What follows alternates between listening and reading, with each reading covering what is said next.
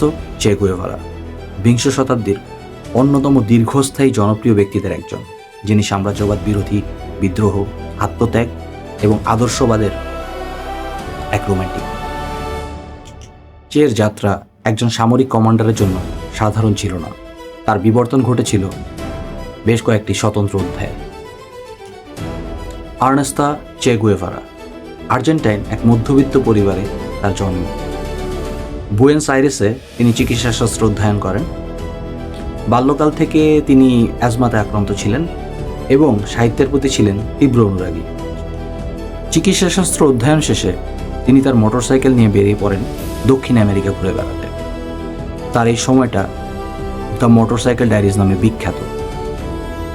যে সময় তিনি দক্ষিণ আমেরিকা ঘুরে বেড়াচ্ছিলেন, সে সময় সেখানকার আদিবাসী খনি শ্রমিক এবং কৃষি শ্রমিকদের দুঃখ দুর্দশা এবং দারিদ্রতা দেখে আমূল পরিবর্তনকামী হয়ে ওঠেন এবং একটি সিদ্ধান্তে উপনীত হন যে একমাত্র সশস্ত্র বিপ্লবী পারে এই পুঁজিবাদের এই শোষণকে ভেঙে দিতে।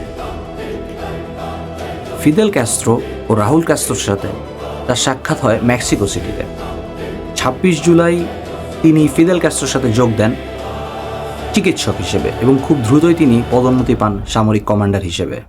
এর পরবর্তীতে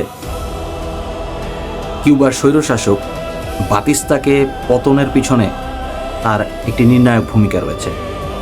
হি became the hero of that revolution.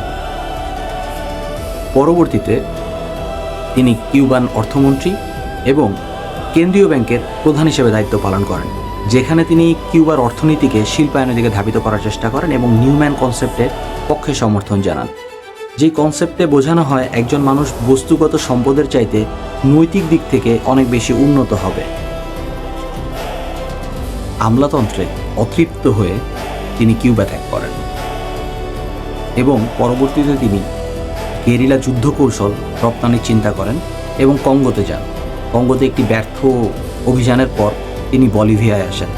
সেখানে তিনি সিআইয়ের সহায়তায় বলিভিয়া বাহিনীর হাতে আটক হন এবং 9 অক্টোবর তার মৃত্যুদণ্ড কার্যকর।